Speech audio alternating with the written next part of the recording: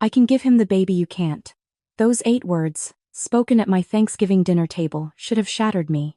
Instead, they became the foundation of the most strategic decision I've ever made. Before I tell you what I did, let me back up. Because I know what you're thinking. What kind of woman invites her husband's ex-girlfriend to Thanksgiving dinner? Trust me, I've asked myself that question 1,000 times. But let me explain how I got here. Because this wasn't stupidity. This was manipulation at its finest. And I fell for it completely. My name is Sarah Chen. I'm 34, and up until 6 months ago, I thought I had everything figured out. I was a senior marketing director at one of Seattle's fastest-growing tech companies.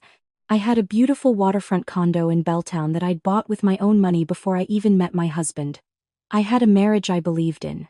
And I had hoped that someday, despite 3 devastating miscarriages in 2 years, I'd become a mother.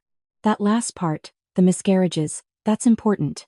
Because that's where the cracks started to show, even though I didn't see them at the time. My husband Marcus was a corporate lawyer. Successful, well-respected, the kind of guy who looked good on paper. We'd been married for 5 years, and for the first 3, things were solid, great, even. But after the 3rd miscarriage, something shifted. He became distant. Started working late more often. Got defensive when I asked about his day. I blamed myself. The doctors said stress was a factor in fertility issues, and God knows I was stressed. I'd just gotten promoted to VP track at work, managing a team of 15 overseeing million-dollar campaigns. Maybe I was working too much. Maybe I wasn't present enough. Maybe Marcus was right when he said I'd become consumed by trying to get pregnant. That's what he told me, anyway. Looking back now, I can see it for what it was, gaslighting. But when you're in it, when the person you love is telling you that your perception of reality is wrong, you start to doubt everything. Then came September, and Ashley Martinez entered our lives. Or re-entered, I should say. Marcus told me about her casually one evening. We were having dinner at home, some pasta dish I'd thrown together after a 12-hour workday. He mentioned that an old friend had reached out on LinkedIn, asking about job opportunities in tech. Her name was Ashley. They dated in college for 5 years. She'd actually been the one to end things, moved to California for grad school, and they'd lost touch. The way he framed it was so reasonable, so mature. He said she was going through a career transition, leaving her work as a fertility coach because it was emotionally draining. He thought maybe I could help her, given my connections in the industry. And here's where I made my first mistake. I wanted to be the cool wife, the secure, confident woman who didn't feel threatened by an ex-girlfriend from a decade ago. So I said sure, I'd be happy to have coffee with her. When I met Ashley that first time at a cafe in Capitol Hill, I actually felt sorry for her. She was pretty in that effortless way some women are, with long dark hair and this vulnerable energy that made you want to help her. She opened up about struggling to find her path, about how hard it was watching her clients get pregnant while she herself couldn't have children due to some vague fertility issues she didn't want to detail. I related to her pain. I saw a kindred spirit. What I didn't see was the trap being set. Over the next month, Marcus's contact with Ashley increased. Coffee meetings to discuss her career pivot. Lunch to introduce her to colleagues. Late-night texts that he explained away as job search advice. When I expressed discomfort, he made me feel small for it. "Babe, I think your insecurity about Ashley is becoming a problem," he said one night in October. "If our marriage is strong, you should have no issue with me helping an old friend. Unless you don't trust me?" That's the thing about gaslighting. It's designed to make you question your own instincts. I started thinking maybe I was being the jealous, controlling wife. Maybe my fertility struggles were making me paranoid. Maybe I needed to prove to myself and to Marcus that I was bigger than my insecurities. So when he suggested we invite Ashley to Thanksgiving dinner, I agreed. I know. Every woman reading this is screaming at her screen right now. But you have to understand the psychology at play. Marcus had spent weeks conditioning me to believe that my discomfort was my problem to fix, not his behavior to change. He'd made it seem like inviting her was the ultimate test of our marriage's strength. Like if I said no, I was admitting we had issues. I was trying to be the cool wife, and it nearly destroyed me. Thanksgiving came, and I spent the entire day cooking. Turkey, stuffing, mashed potatoes, green bean casserole, homemade pies. I wanted everything to be perfect. I wanted to prove that I could host his ex-girlfriend in our home and be gracious about it. I wanted to show that I was confident in my marriage and my place in his life. Ashley arrived wearing a cream cashmere sweater and designer jeans, carrying an expensive bottle of wine. She complimented everything: my home, my cooking, my career success. She seemed genuinely sweet. Marcus was relaxed, laughing, playing host in a way that felt a little too comfortable. We made it through dinner. The turkey was perfect. The conversation flowed. I was actually starting to think I'd been paranoid about the whole thing. Then came dessert. We were sitting at my dining room table, the Seattle skyline twinkling through the floor-to-ceiling windows I loved so much. I'd just served pie when Ashley set down her fork and looked at both of us with this expression of earnest concern. "I've been thinking about something," she said. Her voice was soft, almost therapeutic. This was her fertility coach voice, I'd later realize. "And I hope this doesn't come across as overstepping. But I care about both of you, and I know how much starting a family means to you." I felt Marcus tense beside me. A small alarm went off in my head, but I pushed it down. Ashley continued, "Sarah, I know you've been struggling." And Marcus mentioned how difficult the miscarriages have been on both of you. My stomach dropped. I'd never told Ashley about the miscarriages. Marcus had shared my pain with his ex-girlfriend. But before I could process that betrayal, she delivered the knockout punch. "I'm young and healthy, and as a fertility specialist, I understand the process better than most." She reached across the table, placing her hand over mine in this gesture that was supposed to seem compassionate. "I would be honored to carry a baby for you. I can give him the baby you can't." The silence that followed was deafening. "I can give him the baby you can't. Not carry a baby for both of you, not help your family." She said give him the baby. Like I wasn't even part of the equation. Like my only role was to be the defective wife who couldn't perform her biological function. I looked at Marcus, waiting for him to shut this down. Waiting for him to say, "Ashley, that's inappropriate," or "we're not discussing this," or literally anything that showed he was on my side. Instead, he looked thoughtful. Actually thoughtful, like he was considering it. "Wow, Ashley," he said slowly. "That's incredibly generous of you." Then he turned to me. "What do you think, babe?" What did I think? My husband was asking my opinion on whether his ex-girlfriend should carry his child. At our Thanksgiving dinner table, in the home I'd bought with my own money, this was the moment every wronged woman dreams about in revenge fantasies. The moment where you get to unleash hell, throw the cheater out, expose the plot, declare your worth. But I didn't do any of that. Because in that crystalline moment of humiliation, I realized three things simultaneously. 1. My husband was having an affair with Ashley. The late nights, the defensive behavior, the shared confidences about my medical struggles, it all clicked into place. 2. This surrogacy offer wasn't generosity. It was the next phase of whatever plan they'd cooked up together. And 3. If I reacted emotionally right now, if I cried or yelled or threw her out, I would be playing into exactly what they expected. I would look like the unstable, jealous wife. I would give them justification for whatever they'd already decided about me.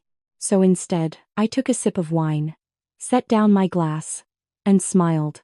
"Ashley, that's such a thoughtful offer," I said, my voice steady. "Marcus, what do you think? Do you want Ashley to carry your baby?" I watched his face carefully. Saw the flicker of surprise that I wasn't emotional, saw him glance at Ashley, some unspoken communication passing between them. I continued before he could answer, "You should follow your heart. Follow your heart." Those 3 words would become legendary in my personal history, though neither of them knew it yet. They sounded supportive, maybe even encouraging.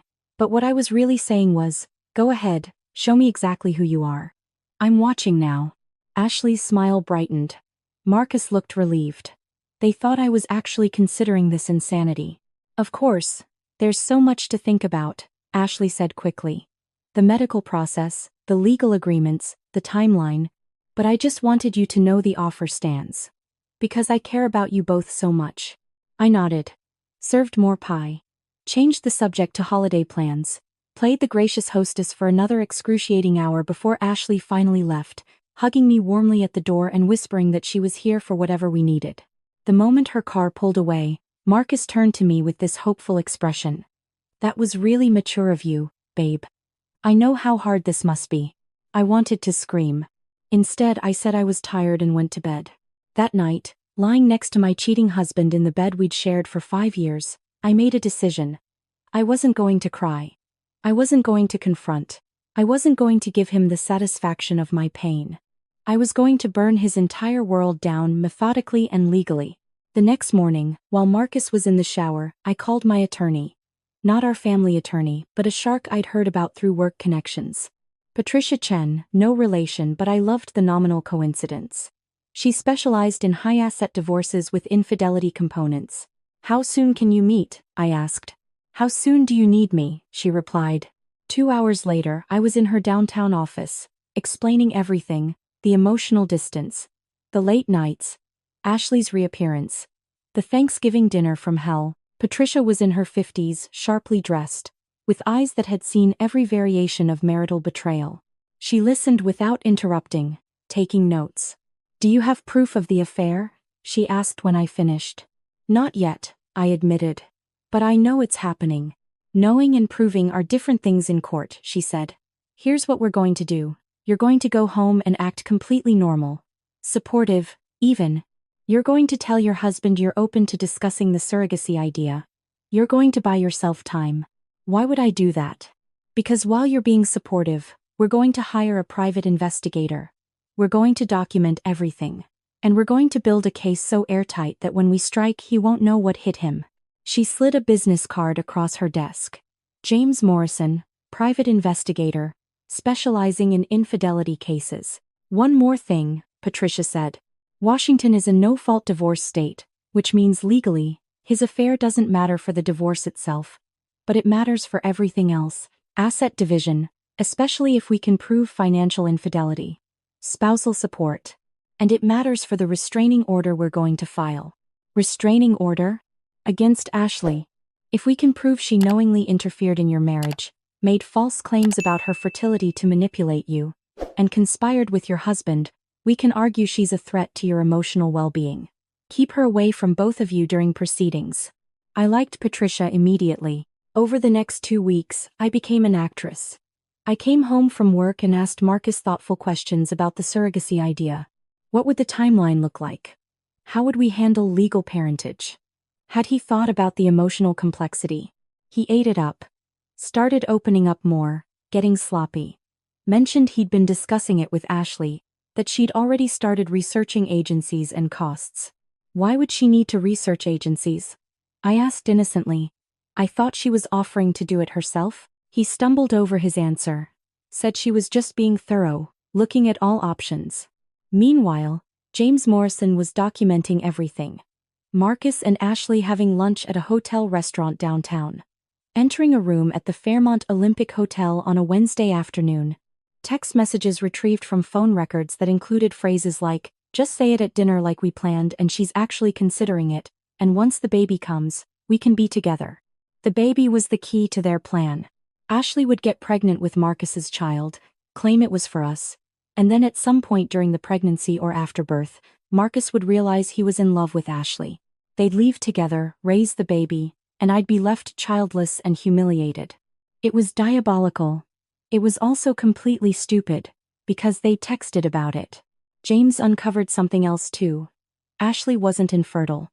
Her medical records, obtained through discovery process after we filed, showed she'd had a normal fertility evaluation just 6 months ago. Everything worked fine. She'd lied about her fertility struggles to gain my sympathy and justify her selfless offer. But the worst discovery was financial. Marcus had opened a secret credit card in November, the month before Thanksgiving. He'd been taking Ashley to expensive dinners, buying her gifts, booking hotel rooms. $14,000 in 1 month, all hidden from our joint accounts. He was planning to leave me anyway. The baby scheme was just his exit strategy. Patricia compiled everything into a legal file that was 2 inches thick. Photographs, text messages, credit card statements, hotel records. A timeline that showed the affair had started in July, 3 months before Ashley's casual LinkedIn message to me. "Are you ready?" Patricia asked me 3 weeks after Thanksgiving. I thought about my husband, who'd sworn to love and protect me. I thought about Ashley, who'd sat at my table and weaponized my infertility against me. I thought about the 3 babies I'd lost and the dreams I'd mourned. I'm ready. The plan was surgical. On a Tuesday morning, while Marcus was at his law firm, a process server walked into his office and handed him divorce papers in front of his colleagues. The papers included detailed allegations of adultery, financial infidelity, and emotional abuse. Simultaneously, a restraining order was served on Ashley at her apartment. She was forbidden from contacting either Marcus or me for any reason. I didn't witness Marcus's reaction, but his colleague Rachel, who'd never liked him anyway, told me later that he'd gone white. Just stood there in the conference room with papers in his hand while his partners stared. He tried calling me immediately. I didn't answer. He came to the condo that evening. I'd changed the locks that morning. My attorney had advised me that since the condo was purchased by me before marriage with my own funds, I had the right to deny him entry. He pounded on the door, yelled through it that I was being insane, that I'd misunderstood everything, that we needed to talk. I called the police, calmly explained that I had a restraining order being filed and that my estranged husband was violating my request for space. They escorted him from the building. The next morning, Ashley tried to contact me through Instagram. A long, rambling message about how I'd misunderstood everything, how she'd only wanted to help, how she was in love with Marcus and didn't mean to hurt me, but the heart wants what it wants. I screenshotted it and sent it to Patricia. Violation of the restraining order before it was even finalized. That would look great in court. But I did something else with that message too. I posted it. Ashley had 50,000 Instagram followers, built on her brand as a fertility and wellness coach. Her entire business was about helping women get pregnant, about compassion and support and sisterhood. So I created a burner account and posted the screenshot with context. Not emotional, just factual. This is the fertility coach who befriended me while I struggled with miscarriages, then offered to give my husband the baby I couldn't at Thanksgiving dinner. Here's her message admitting the affair and calling it love. The internet did what the internet does. It exploded. Within 48 hours, Ashley's comments were flooded with outrage. Women who'd paid her hundreds of dollars for coaching, who trusted her with their fertility struggles, felt betrayed. How could someone who preached compassion weaponize another woman's infertility? How could a wellness coach be so toxic? Mainstream fertility blogs picked up the story. Articles titled "The Dark Side of Wellness Culture" and "When Your Fertility Coach Has Toxic Intentions" started circulating. Ashley lost 20,000 followers in a week. Her professional certification board launched an investigation. Turns out, posing as infertile when you're not, in order to manipulate clients or potential clients, is considered fraud in the wellness coaching community. Who knew? Meanwhile, Marcus's law firm wasn't thrilled about the publicity. Corporate law firms don't like drama, especially not drama involving ethics violations. Because using firm resources, firm time, and firm money to conduct a personal affair is absolutely an ethics violation. They launched an internal investigation. Found Marcus had been billing personal lunches with Ashley as client development, had been using firm conference rooms for personal phone calls, had been distracted and underperforming for months. The State Bar Association got involved when one of Marcus's partners reported him.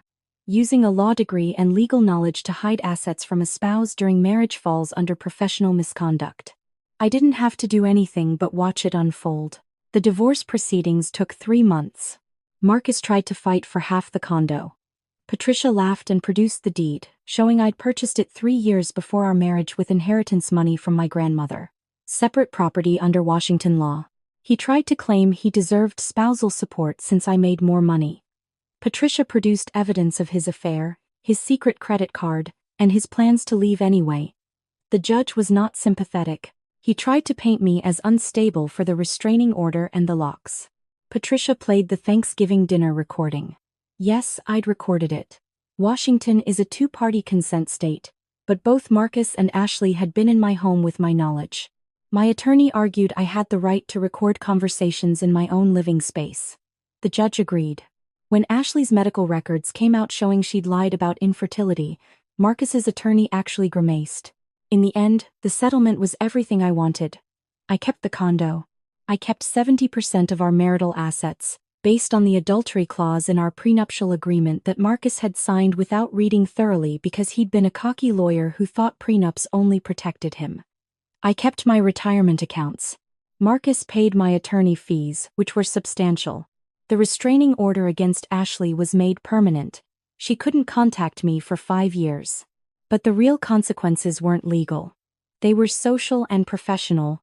Marcus's law license was suspended for 2 years by the Bar Association. His firm let him go quietly, without references. The legal community in Seattle is smaller than you'd think. Word spread. Good luck getting hired at any reputable firm when you're known as the guy who cheated on his wife with his ex in a baby scam and got caught using firm resources. Last I heard through mutual friends, he's doing contract document review from his parents' basement in Spokane. Making maybe a quarter of what he used to earn. Dating apps aren't going well for him either. Turns out women Google potential dates and articles about the scandals still pop up. Ashley's downfall was more public and more satisfying. She lost her professional certifications. Her wellness business collapsed. The remaining followers she had were mostly hate watchers. She tried to rebrand, posting apology videos about growth and learning, but the comments destroyed her. Past clients started coming forward with complaints. The Consumer Protection Division opened investigations. Some filed small claims suits for fraud. Her debt, already substantial from a failing business, ballooned. She moved to Phoenix 6 months ago, according to her last public Instagram post. Working retail, staying offline, trying to rebuild. The comments on that post were brutal. I didn't leave one. I'd already won. The best part? Marcus and Ashley didn't end up together. After the restraining order, after the publicity, after both their lives imploded, Ashley blamed Marcus for everything. Accused him of manipulating her. He blamed her for being a con artist. They destroyed each other in a series of deleted Instagram stories that people screenshotted and sent to me. I didn't engage. I was busy healing. Here's what I learned about healing that nobody tells you. It's not linear. Some days I felt powerful and vindicated. Other days I cried in my redecorated bedroom because my marriage had failed. My fertility journey was still uncertain, and I was starting over at 34. But I had good days too. I got promoted to VP. My team rallied around me with a compassion that surprised me. Turns out professional success and personal dignity aren't mutually exclusive. I started therapy with someone who specializes in betrayal trauma. She helped me see that Marcus's cheating was about his character, not my worth. That realization changed everything. I'm dating again now. Nothing serious yet, but I met someone at a friend's birthday party. He's kind. He asked about my life and actually listened. He doesn't make me feel like my career success is threatening. It's early, but it's hopeful. I froze my eggs 3 months ago. Took control of my fertility timeline without the pressure of a relationship deadline. Maybe I'll use them someday. Maybe I'll adopt. Maybe I'll decide I'm complete without children. But it's my choice now, not something someone else gets to weaponize against me. The condo is mine in a way it never was before. I redecorated completely. The dining room where Ashley dropped her bomb now hosts monthly dinners with friends. Real friends. Women who lift each other up. The energy is completely different. I saw Marcus's mother unexpectedly at a coffee shop downtown 2 months ago. I thought it would be awkward, but instead, she approached me. "Sarah," she said quietly, "I'm so sorry for what my son did. You deserved better." We sat and talked for an hour. She told me she'd always known Marcus had an entitled streak, that she'd tried to raise him right, but somewhere along the way he'd started believing the world owed him things. She said she was proud of how I'd handled everything with dignity. We get coffee occasionally now. It's strange, maintaining a relationship with my ex-mother-in-law but also healing in its own way. People ask me how I stayed so calm through everything. How I didn't break down at that Thanksgiving dinner. How I executed such a perfect strategic response. The truth is, I almost didn't.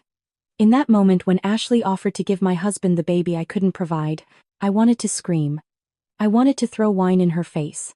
I wanted to drag Marcus out of his chair and demand he defend me.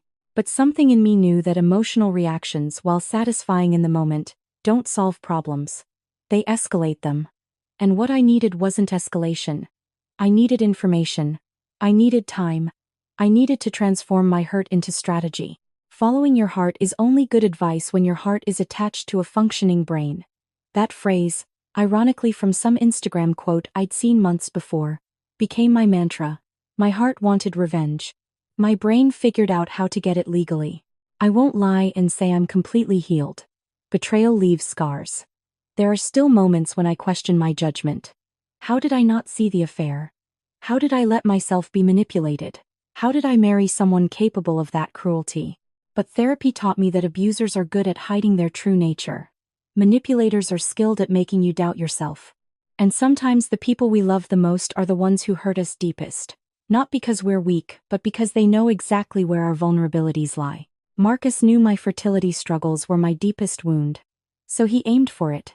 Ashley knew I craved female friendship after years of focusing on my career. So she exploited it. They studied me, found my weaknesses, and struck where it would hurt most. That's not a reflection on me. That's a reflection on them. 6 months out from that terrible Thanksgiving, I'm building something new. Not just rebuilding what I had, but creating something better. A life where I'm not performing security for anyone. Where my worth isn't tied to my womb or my willingness to be the cool wife. Where I prioritize my peace over other people's comfort. The lawsuit settled last month. The divorce is final. The restraining order is in place. My name is back to Sarah Chen. No hyphen, no compromise. And you know what? I host Thanksgiving now. My dining room table, the same one where Ashley tried to humiliate me, is where I gather my chosen family every year. We have new traditions. We go around the table and share not just gratitude but stories of resilience. What we survived. How we grew. Last Thanksgiving, one of my friends asked if I ever regretted how I handled things. If I wished I'd confronted them differently. I thought about it honestly before answering. No, I said finally. Because this way I got everything I wanted. I got out with my dignity intact. I got financial security. I got to watch karma work in real time. And most importantly, I got to prove to myself that I'm the kind of woman who doesn't crumble when life hits hard.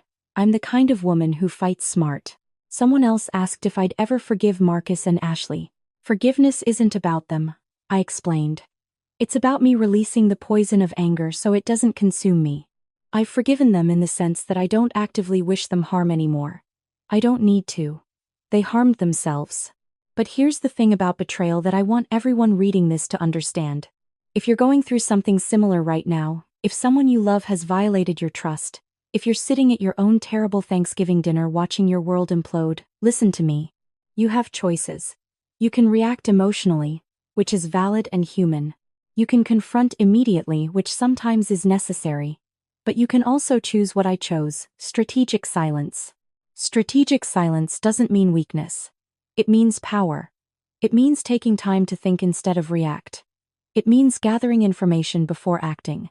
It means choosing your battles and fighting them on ground that favors you. When Marcus asked what I thought about Ashley's offer, he expected tears. He expected anger. He expected me to either accept meekly or reject emotionally, giving him ammunition to paint me as unstable. Instead, I gave him rope. And he hanged himself with it. That's the lesson I want to leave you with. Sometimes the best revenge isn't loud. It's not dramatic. It's not immediate. Sometimes the best revenge is quiet preparation, strategic action, and allowing the universe to deliver consequences you don't have to engineer yourself. I didn't ruin Marcus's legal career. He did by billing personal affairs to his firm. I didn't destroy Ashley's business.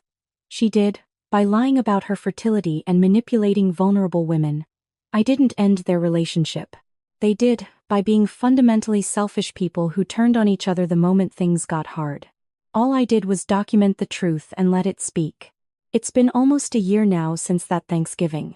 I'm sitting in my living room, looking out at the Seattle skyline, and I'm genuinely happy. Not performatively happy. Not pretending happy. Actually happy. I have my career. I have my health. I have my home. I have friends who showed up when I needed them. I have a future that's uncertain but mine to shape. And I have the knowledge that when life tested me, I passed. Not perfectly. Not without pain. But with integrity. With strategy. With dignity. If you're facing your own betrayal right now, I see you. I know the pain you're in. I know how badly you want to scream or cry or burn everything down. Do what you need to do. But consider this. Channel that rage into something productive. Let your anger fuel your strategy, not your destruction. Be the woman who doesn't just survive betrayal but transforms it into triumph. Follow your heart. But make sure your heart is attached to a brain that's planning 10 moves ahead. Because the best revenge isn't getting even, it's getting everything. They say just forget. Move on like it's easy. But forgetting you feels like remembering someone I've never seen. I've been trying to erase you from the places in my mind, but the harder that I fight it, the more you're hard to leave behind. Every memory keeps slipping through the cracks I try to close, like a face I should remember, but somehow never know. Forgetting you feels impossible, like chasing something I can't hold, like trying to remember someone that I've never even known. I keep reaching through the silence for a past I can't undo, 'cause letting go of what we had feels like losing something true. Every moment turns to fragments, every thought just fades to blue, like I'm searching for a feeling that still only leads to you. Forgetting you feels impossible, like chasing something I can't hold, like trying to remember someone that I've never even known. I keep reaching through the silence for a past I can't undo, 'cause letting go of what we had feels like losing something true.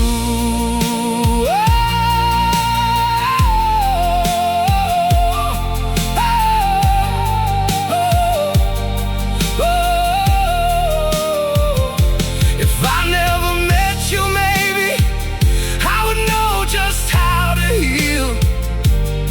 But now every empty moment still reminds me what is real. Forgetting you feels impossible, like chasing something I can't hold, like trying to remember someone that I've never even known. I keep reaching through the silence for a past I can't undo, 'cause letting go of what we had feels like losing something true.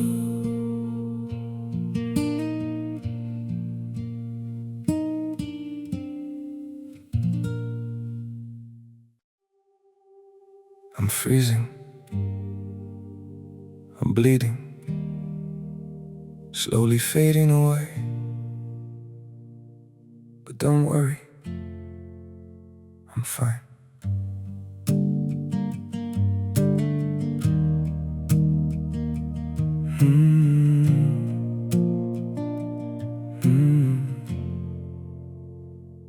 The cold has settled in my heartbeat, like winter living in my veins. Every breath feels numb and fragile, every smile just hides the pain. I'm breaking quietly in silence, falling slow without a sound. Yet I keep saying I'm okay, while my world burns to the ground. I'm frozen here, I'm bleeding slowly, dying piece by piece inside. But I still whisper, it's alright, just to keep you from goodbye. I'm shattered, love, but don't you worry, I'll pretend till my last breath. Even while my soul is fading, I'll say everything's okay. Maybe pain just learned to live here, maybe sorrow feels like home. So I wear my wounds like armor and survive them all alone. I'm frozen here, I'm bleeding slowly, dying piece by piece inside. inside, but I still whisper, it's alright, just to keep you from goodbye. I'm shattered, love, but don't you worry, I'll pretend till my last breath. Even while my soul is fading, I'll say everything's okay. If you ever see me smiling, no, it's just my last defense. 'Cause sometimes love means hiding how much you're suffering. No, I'm frozen here, I'm bleeding slowly, dying piece by piece inside, but I still whisper, it's alright, just to keep you from goodbye. I'm shattered, love, but don't you worry, I'll pretend till my last breath. Even while my soul is fading, I'll say everything's okay. It's okay.